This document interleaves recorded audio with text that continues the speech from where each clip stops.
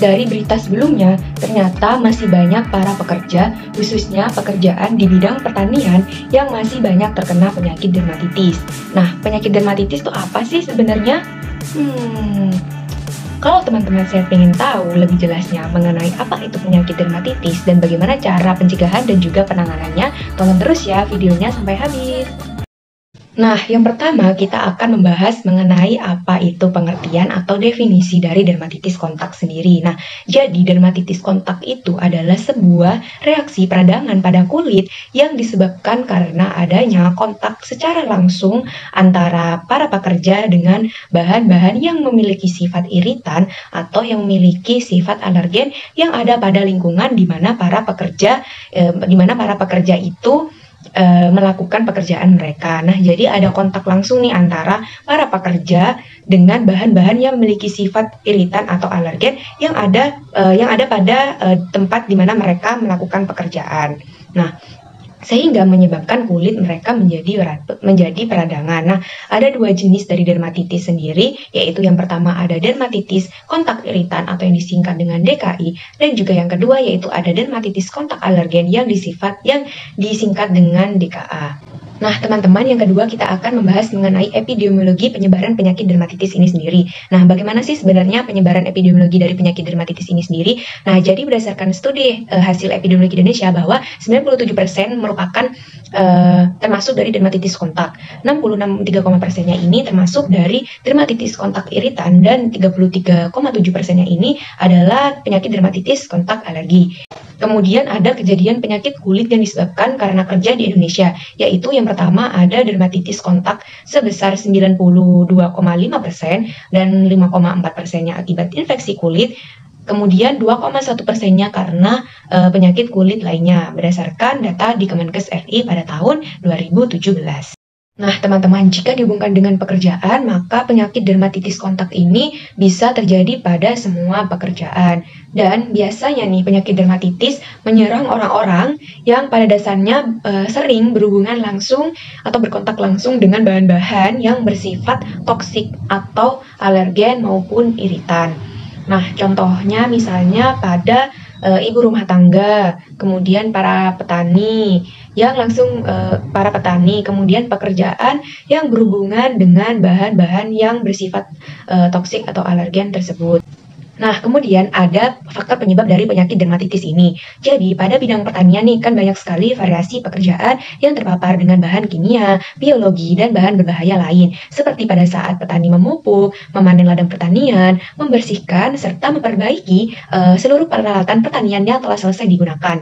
Nah, para pekerja khususnya para petani nih yang sering terpapar dengan bahan-bahan kimia yang dipakai dan juga faktor lingkungan seperti kelembapan, suhu, dan frekuensi dari mencuci tangan yang dilakukan oleh para petani ini menjadi pengaruh dengan mudah dari terjadinya penyakit dermatitis kontak iritan pada petani. Bahan iritan yang bisa menyebabkan dermatitis kontak akibat kerja pada para petani yaitu misalnya seperti pada sabun deterjen, pestisida, debu, kotoran, keringat, desinfektan, proteleum, pupuk buatan, dan sejenis. Nah, kemudian ada dua jenis faktor risiko dari dermatitis kontak, yaitu yang terdiri dari dua jenis. Yang pertama ada faktor eksogen atau faktor langsung yang terdiri dari jenis iritan, penetrasi iritan, suhu tubuh, faktor mekanis lingkungan, dan faktor lainnya. Kemudian yang kedua ada faktor endogen atau faktor yang tidak langsung. Nah, ini terdiri dari dermatitis atopik, permeabilitas kulit, ras, jenis kelamin, kemudian ada juga personal hygiene, dan umur dari pekerja, lama kontak, penggunaan APD, dan hipersensitivitas kulit dari para pekerja.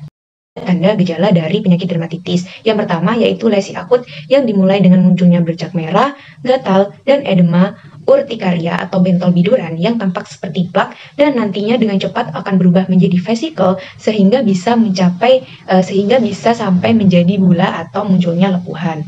Kemudian yang kedua yaitu ada fase subakut. Nah, pada fase subakut ini masih terdapat bercak merah, kemudian edema, kemudian ada juga vesikel yang mulai berkurang dan nantinya akan menjadi erosi, krusta atau yang disebut dengan koreng pada bahasa umumnya, dan desquamsi atau terkelupasnya dari kulit.